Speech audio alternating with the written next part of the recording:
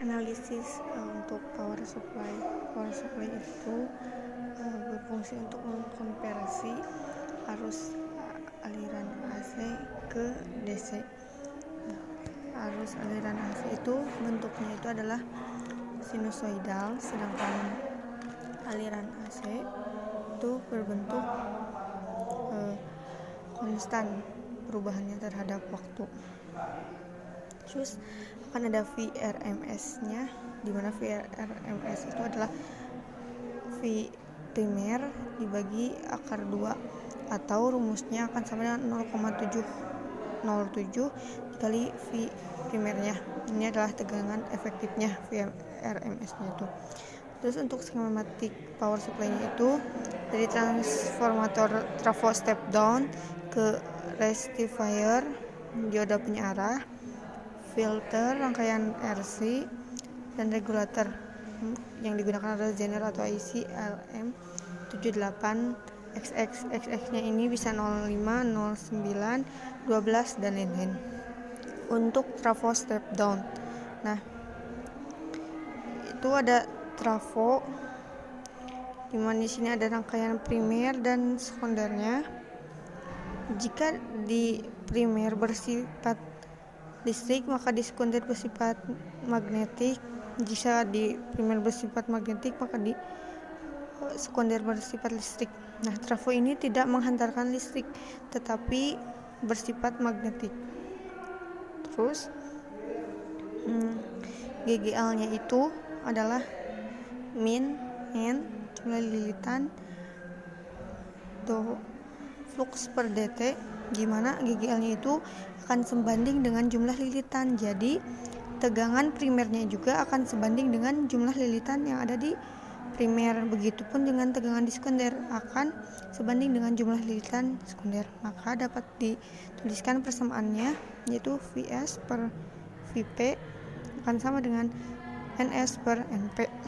Dimana jika kita mencari tegangan sekundernya adalah jumlah lilitan S dibagi jumlah lilitan P dikalikan tegangan primer.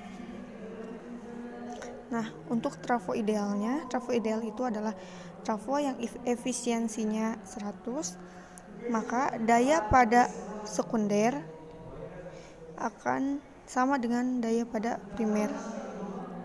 Oh iya, untuk kesini jika ininya magnetik, maka kesini akan mengalir arus yang melewati RL ini ke hambatan RL ini dan akan membentuk loop tertutup. Terus untuk persamaan trafo ideal ini tadi, untuk yang tegangan sekunder dikalikan J sekunder primer kali primer, maka persamaannya akan menjadi seperti ini. I sekunder per I primer sama dengan V primer dibagi V sekunder per V sekunder, dan N primer per N sekunder. Yang kedua itu adalah penyearah. Yang pertama penyearah setengah gelombang. Nah, untuk penyearah ini kita akan menggunakan satu dioda pada tegangan sekundernya. Nah, jika ada tegangan primer di trafo, terus di tegangan sekundernya, jika di tegangan primernya 10, maka di sekundernya itu akan sama dengan 1. Kan di tegangan primernya bentuknya sinusoidal di 220, maka di sekundernya akan menjadi 22, 1/10. Nah, rumusnya tegangan sekunder per tegangan primer sama dengan jumlah lilitan sekunder per jumlah lilitan primer itu 1/10. Maka dicari tegangan sekundernya adalah 22 volt. Nah, dicari tegangan puncak outputnya itu 21,3 volt. Nah, ketika terjadi penyearah setengah gelombang, maka itu akan kekurangannya itu akan membentuk gelombang positif, lalu setelahnya akan 0, kembali lagi positif, 0 lagi, kembali lagi positif, dan seterusnya. Lalu untuk yang di DC, dengan di DC-nya itu tegangan outputnya dibagi dengan pi. Tadi tegangan outputnya itu 21,3 dibagi 3,14, makasihnya 6,78 volt. Yang kedua yaitu ada relatif penyearah gelombang penuh, yaitu dengan menggunakan dua dioda. Nah, yang pertama ada tegangan primer, yang dimana perbandingan antara tegangan di primer dan sekundernya itu masih 1/10. Nah, ketika tegangan masuk ke sekunder, maka akan ada CT yang membagi dua tegangan. Jadi yang awalnya tegangan yaitu 22, yang sekundernya ini jadi 11, lalu akan masuk ke dioda 1, yang mana dioda 1 itu akan membentuk gelombang penuh, kosong, gelombang, kosong, gelombang, kosong.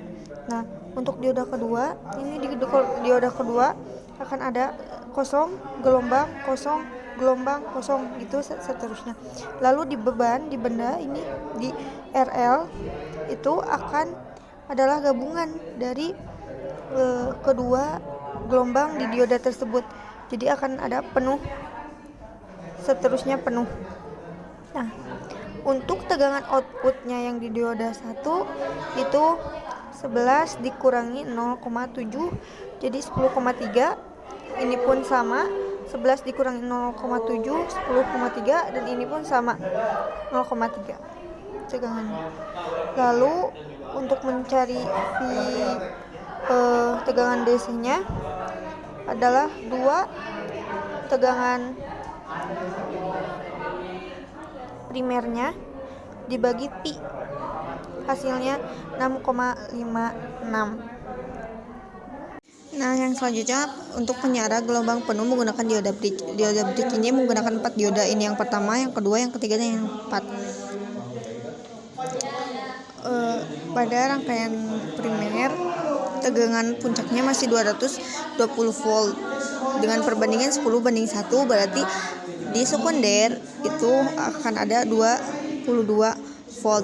Hal ini berbeda dengan dioda yang gelombang penuh menggunakan 2 dioda, di mana tegangannya akan terbagi 2.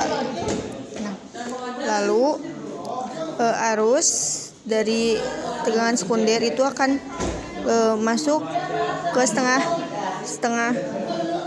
untuk setengah alurnya dari atas akan masuk ke dioda kedua, karena dioda kedua pada saat forward lalu akan masuk ke beban, ke resistor, lalu ke ground, dan di ground 4 lalu masuk ke dioda keempat, lalu masuk lagi ke V sekundernya. Habis itu untuk rangkaian setengahnya lagi itu dari VS-nya akan masuk ke dioda ketiga, lalu ke dioda ke-1. Untuk dioda kedua, gelombangnya itu penuh, kosong, penuh, kosong. Untuk yang ketiga, kosong, penuh, kosong, penuh. Sehingga di beban, gelombangnya itu akan terbentuk penuh. Lalu perbedaan dengan yang 2 dioda itu ketika titik puncaknya untuk dioda bridge ini 22 dikurangi 2 kali, dikuranginya karena ada 2 kali melewati beban. Oh iya maaf, tadi dari D3 itu diteruskan ke resistor, ke ground, lalu ke dioda ke 1. Ini jadi hasilnya 20,6. Nah untuk VDC nya itu 2 dikali VLP per Pi, hasilnya adalah 13,12 miliampere. Untuk yang selanjutnya itu ada filter kapasitor.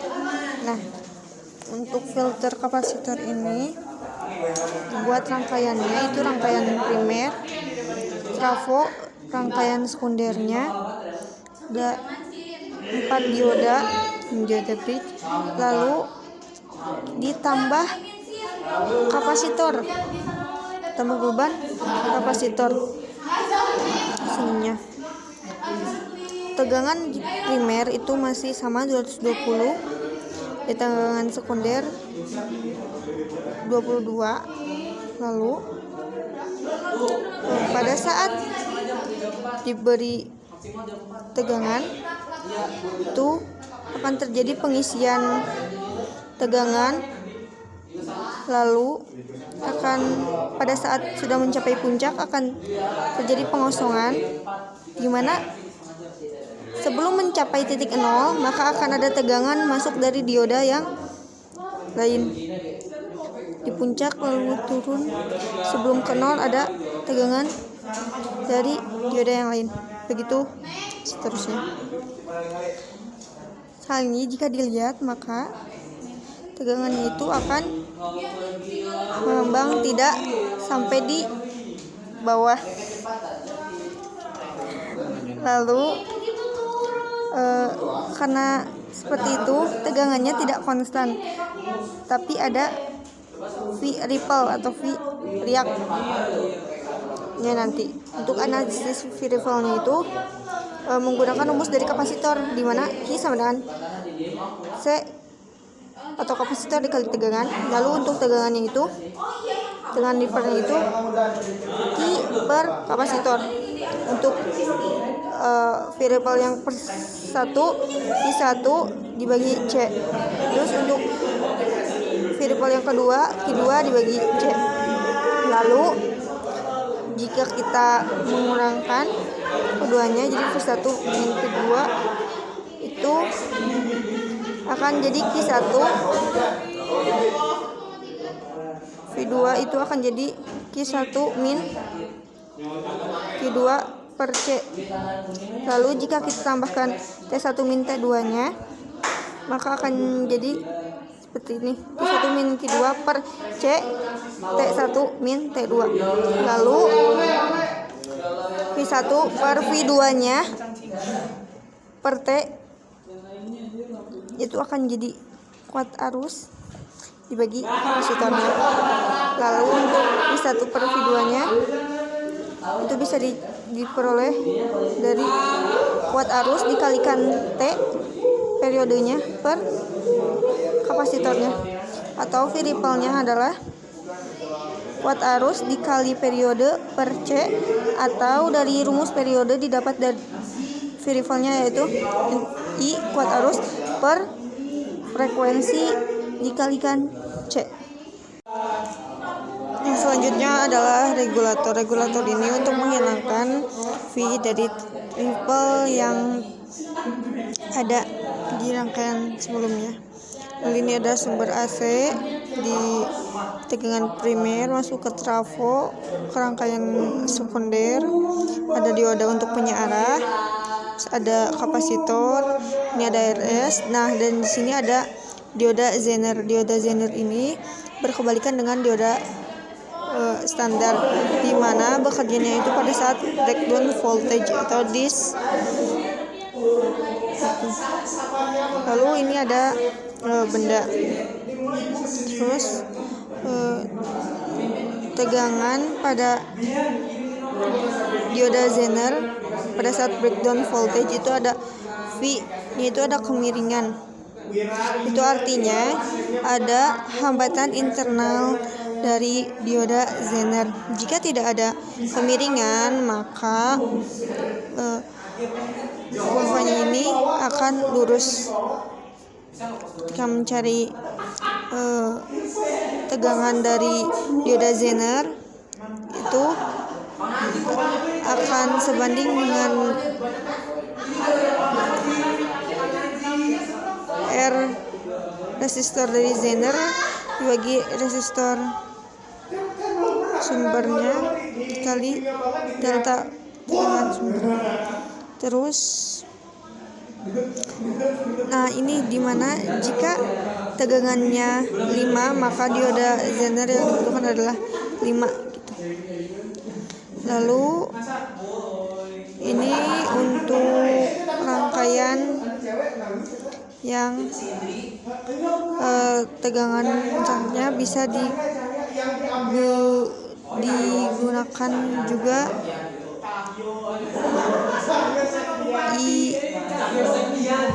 ILM 78.